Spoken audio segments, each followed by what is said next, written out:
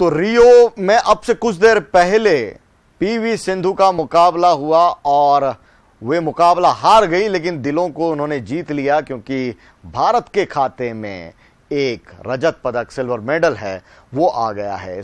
जिस तरह का ये मुकाबला आज हुआ है, पीवी सिंधु पर जिस तरह की नजरें थी और रजत पदक हमको मिला है, क्या कहेंगे? पहला रिएक्शन सिंधु की परफॉर्मेंस में। विशाल जी, ये भारत के लिए एक बहुत बड़ी उपलब्धि है और बड़ी उपलब्धि इसलिए भी है कि भारत ने इंडिविजुअल गेम के अंदर, बैडमिंटन के अंदर पहली बार रजत पदक जीता।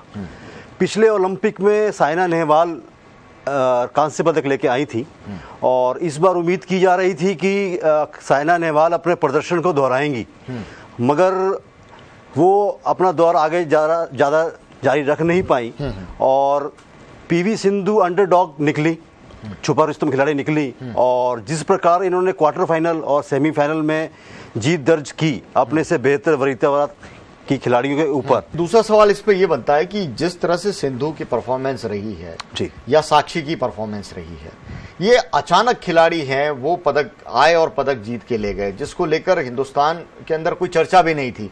चर्चा हो रही थी सानिया नेहवाल की, चर्चा हो रही थी नरसिंह यादव की, अन्य जो खिलाड़ी अभिनव बिंद्रा की, लेकिन ये दो खिलाड़ी जिस तरह से सामने आए हैं, ये क्या बताता है? क्या हमारे यहाँ पर जो पूरा सिस्टम है जिस तरह से काम करता है, तो एक्सपेक्टेशन जिनसे होती है वो उम्मीदों पर खरा नहीं ऊपर उतरते और जो अचानक कुछ है वो चेहरे सामने आ जाते हैं हर ओलंपिक के अंदर। पीवी सिंधु की जो एफर्ट्स हैं वो उसके खुद के इंडिविजुअल एफर्ट्स हैं। उन्होंने जो 13 साल की उम्र में बैडमिंटन को खेलना शुरू किया, उसके बाद पुलेला गोपीचंद ने उनको निखारा और धीरे धीरे वो आगे बढ़ी। और साइना नेहवाल पिछले कुछ समय में उन्होंने इतना बढ़िया प्रदर्शन किया था कि पीवी सिंधु थोड़ी सी अंडरडॉग हो गई थी, मगर इस बार अचानक नहीं हुआ है ये। उम्मीद सबको साइना नेहवाल से थी, मगर किसी ने ये नहीं सोचा था कि पीवी सिंधु फाइनल तक पहुंचेंगी। मगर पीवी सिंधु ऐसी मजबूत खिलाड़ी हैं कि उनका जो निर्णय क्षमता है, खेलने का तरीका है, सामने वाले खिलाड़ी को देखकर अपना खेल बदलने का जो उनका अंदाज है वो रंग लाया। और इसी प्रकार आप देखिए साक्षी की भी मेहनत है, वो इंडिविजुअल मेहनत है, उसमें किसी कुश्ती संघ का कोई योगदान नहीं है। खेल और खिलाड़ी ये एक पहलू है। आम जो खेल प्रेमी हैं, जो पसंद करते हैं बैडमिंटन को, भले उनको समझ में नहीं आता हो, लेकिन कोई भारतीय खेलता हुआ दिखता है तो आज सभी करोड़ों निगाहें हैं वो टीवी स्क्रीन पर होंगी।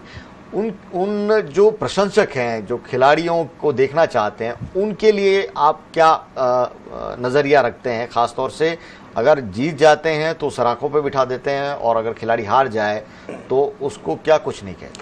विशाल जी, से देश की विडंबना कहेंगे कि जिस गेम में सर्वाधिक पैसा है उस गेम के खिलाड़ियों को सर्वाधिक तवज्जो दी जाती है।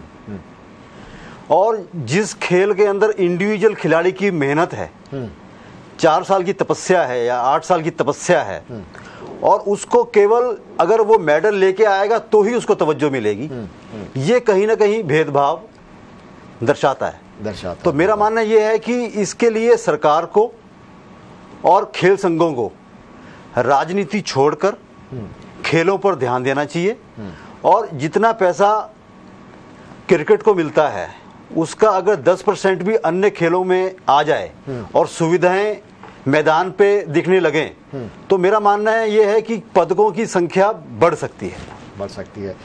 बहरहाल पत्रिका प्राइम टाइम में आज सिंधु की उपलब्धि पर चर्चा हुई। कुछ लोग अपने काम से इतिहास रच देते हैं। पीवी सिंधु इसी शख्सियत का नाम बन गया है। बैडमिंटन में ऐसा कभी नहीं हुआ कि कोई भारतीय इस मुकाम पर पहुंचा हो। कोई महिला खिलाड़ी ओलंपिक में सिल्वर क्लब में तो शामिल हुई ही नहीं थी इससे पहले।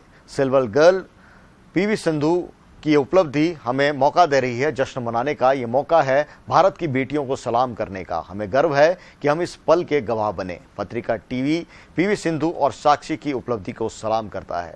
आज पत्रिका प्राइम टाइम में इतना ही, क्योंकि ये पत्रिका प्राइम टाइम नहीं प्राइड टाइम बन गया है। आप भी जश्न मनाइए। मुझे दीजिए इजाजत। नमस्कार।